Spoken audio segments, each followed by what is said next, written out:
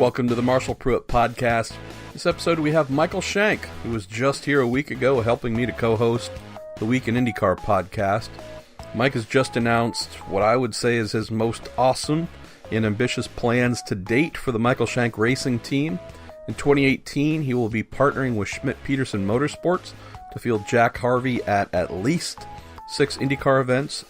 We also have Michael, who is continuing his Acura NSX GT3 effort in IMSA's WeatherTech Sports Car Championship. Unlike in 2017, which was a full factory effort supported by Acura, Michael's had to reach deep and increase support from personal sponsors of the team that have been there for quite some time.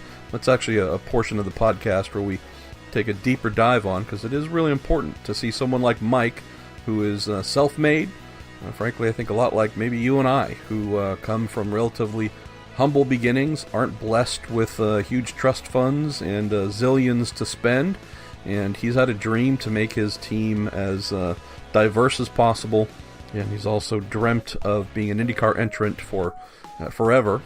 And so here we have Mike actually starting to achieve all dreams.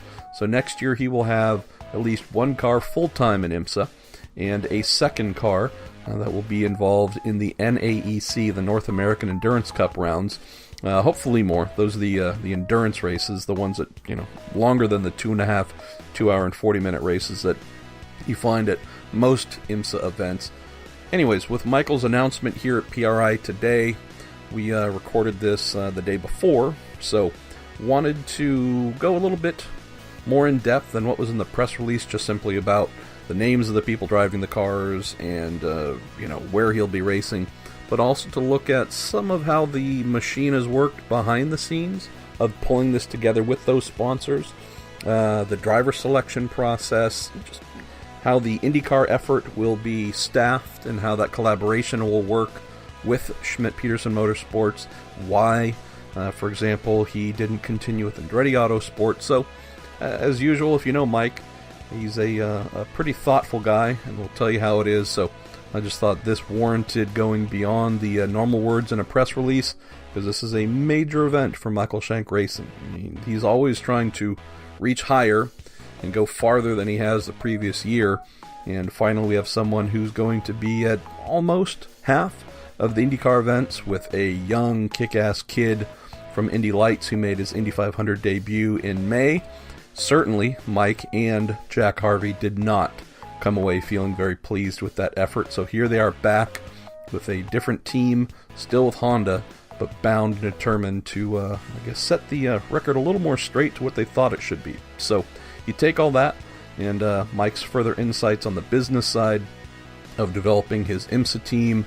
And anyways, love Mike. Always fun to speak with him, and hope that you enjoy this little insider piece. Mr. Shank, you have been working hard for the past many months trying to put together a really cool program that you have announced today at PRI, a dual effort for Michael Shank Racing, both in IndyCar and in IMSA.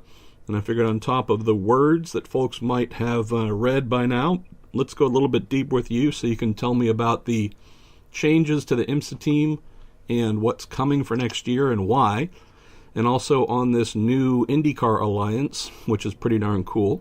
And I also mention that we're having some bathroom renovations done just right on the other side of my office. So if you hear banging and drilling, or if you hear cats meowing because they're sequestered in my office, this is going to be the probably the noisiest podcast, one of the two noisiest podcasts of the week. So tell me about the cool stuff you've been working on, Mike.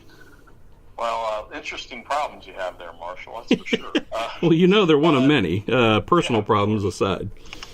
So we're really happy to announce what we did today, and what we are today, and worked super, super hard on this. And what this is, in kind of a 30,000-foot view down, is an effort for our team to expand our horizons a little bit and build our team.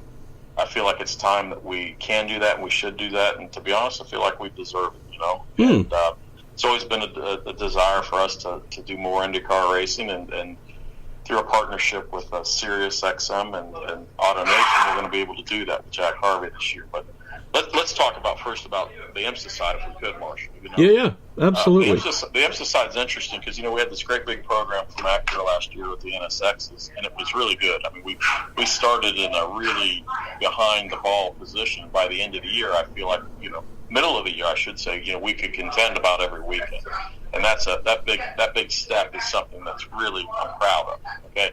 However, as we all know, the rules are the rules, and IMSA has said to us, and they said to us pretty much all along as we're building the NSX program, you guys cannot be a factory effort next year. So we agreed with that, and we continue to go down the path. I believe the Lexus program was in the same boat, and they have to contend with the same issues we are. So when we went into the end of the season and we tried to figure out, okay, what are we going to do with the NSX program? Because we've made a lot of headway. We got a car that can contend. We got the BOP in more or less decent shape. How can we stay involved? Because we want to stay involved in GTD. So what's happened here is that we went out. We looked to our sponsors first off. The 3 or 4 that are listed there today in our releases: Curb Records and Cap and Associates, and Rocky Fork Company. And Robert Service Group. These are companies that have been long-time MS supporters that I went to and said, listen, here's our situation. I want you guys to be involved. I need a much bigger involvement than in the past, and here's why we should do it. And I was able to sell them on that to get this program funded up, but not all the way. So hence you will see that we are doing one full-time car with 93 car, and one NAEC only to start with the 86 car. And our drivers in the 93 car worked on for a very long time. So you've got Justin Marks, who is fairly well known, won the Rolex before. Yep. Won the Xfinity race at Mid-Ohio a year or two ago. Lawson Auschenbach, who has been around sports car racing, Grand Am IMSA for a very long time. Mario Fonbacher, another young guy that I really liked a lot. We tested him. He super mega impressed me. Brought him on. And then, of course, last but not least, my buddy A.J. Allmendinger, which I'm extremely proud to bring back for, I believe, will be his 12th or 13th Rolex with me. Yeah. He sat out last year, but he'll be back with us. And that was me, to be honest. I really wanted him back involved in my program. So that program is very sound and very stout. That's our knee-high friend, Mr. Dinger, mentioned a few weeks ago that he might be doing more than sitting on a timing stand with you all. So that's great to hear that has come to pass. But the thing I enjoy about this, and this isn't just a random sponsor plug, but what I probably enjoy most about this lineup is you've been able to go to loyal sponsors and ask for more, and they have come back in the affirmative, and that doesn't happen that often in racing. It's usually everybody's committed at the level they're comfortable with. If I want to continue or whatever it is, I'm going to have to go find new sponsors to keep going. Who knows? It's not often you have a group say, okay, we're going to reach deeper into our pockets to make something happen. And the byproduct of that, which is the thing I think I love most, Mike, is your lineup. It's not 1 or 2 good drivers and then person nobody's ever heard of and we all know is just there because they've got a wad of cash. You've put together a really impressive full season and NAEC lineup here for the 86. And that, I think... That'll be the 93. I'm sorry. The 93. That, right. I think, just speaks to the quality of what you've built. Tell me about the NAEC car right now and what you think the options might be for expanding that to full season. I mean, sure. Is it too early to weigh in on that, or? Well, what I can tell you is we can easily expand that to more races, but we have to get the funding to do that. However that funding comes, what we know we can't do is have Acura pay for it. Yeah. So that's what we know. So in the meantime, the 2 drivers that are signed as of the announcement are Catherine Legg and Alvaro Parent, who I'm extremely proud to get. It's a big get for me. Monster. I think he's going to do great things for us, and those 2 will be in the car for all 4 of the races for sure. and then I will add a silver and a gold driver here shortly. I just haven't been able to do that quite yet. But again, I could only go back to the well once on the financing for all this, so it just simply wasn't enough to run that car all year. But we will do everything we can to continue it after Sebring, but I just can't guarantee it, Yeah, and that's where I love not only having Catherine back, which tells anybody that might come on if they wanted to do the full season that you're with someone who won multiple races with the car, and that's it's a valuable continuation experience-wise. And then you also have Alvaro, who I think anybody with the most basic knowledge of GT racing in the past 3, 4, 5 years knows that this guy is just a monster. I mean, a world challenge champion, obviously, but just a monster in whatever he drives. So in terms of bait, you've put a lot of meat on that hook, I would say, for folks to want to take a look. I hope so. And the other good thing about this is that we're still working. That's great. We got really good drivers, but we also have some really good. We really have some really good things that we're working on the car with to try to make it better. The areas that are open in homologation, we're working. We're able to. We have the time now to go much deeper into, and we're doing that now in the off season. So we're getting to go to the KNC rig and learn more about the car when we twist it and figure out if there's any gains to be made. We're so much further ahead than we were last year. It's almost unbelievable. So now we're going to be able to roll down to the Rolex, really prepared for the Rolex 24, and hopefully be much more competitive. We did well there last year, but I think we're going to be another tick better, theoretically, this year. So tell me about this pretty interesting move on the IndyCar side. I think a lot of folks, myself included, for quite some time, expected to hear Michael Shank Racing with Andretti Autosport and Honda coming back together for their second Indy 500 together. Where did the left turn to Schmidt-Peterson Motorsports come about? And was that as a result of any issues on the Andretti side or just a better fit? How did, and I ask that because they won the Indy 500 last year and the year before. So anytime you choose to go away from the Indy 500 winning team, you go, but you aren't just looking at the 500 though. No, it's a little bit more than that, and I'll be real honest with you here.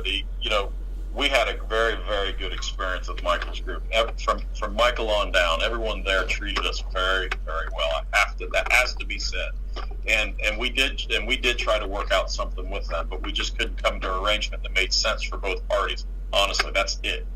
Now, does that mean we'll never work together again? Absolutely not. You never know what the future holds, but we have a multi-year deal in place with Schmidt-Peterson now, who we were able to get on common ground with. Michael's very busy. Michael's got a lot going on that team, all positive, by the way. We just couldn't, make sense for our teams to get together for this particular thing because we want to do more than just Indy. We want to try to expand our footprint when we can. And we were able to come in arrangement with Sam, and Sam's done a humongous amount of work over the off season, technically, and it'll be very interesting to see how we come out swinging at St. Pete this year. But from what I've seen, I'm telling you, I've sat in the Andretti side, and now I've sat in the SPM side. They're very similar animals with really passionate, nice people. That's what they share in common. They don't know each other that way. I do. I've seen both now, right?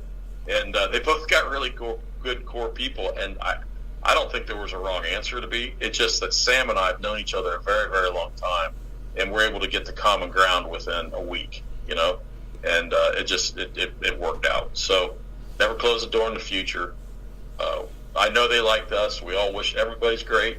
And I'm going to miss going to Andretti's party on Saturday night before the big race. But we're going forward with Sam, and we're building that relationship as we speak, and it's very, very good. And, we're getting it integrated with Todd Malloy and his technical staff and Piers, all those guys. John Flack is there now commercially, who I've had a great relationship with through Zach Brown for a long time. Yeah.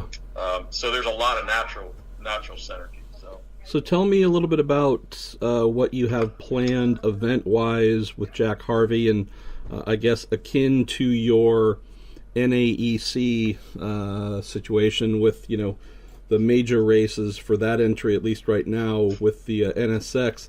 Tell me about what you have cooked up for a limited campaign, at least, with Jack Harvey.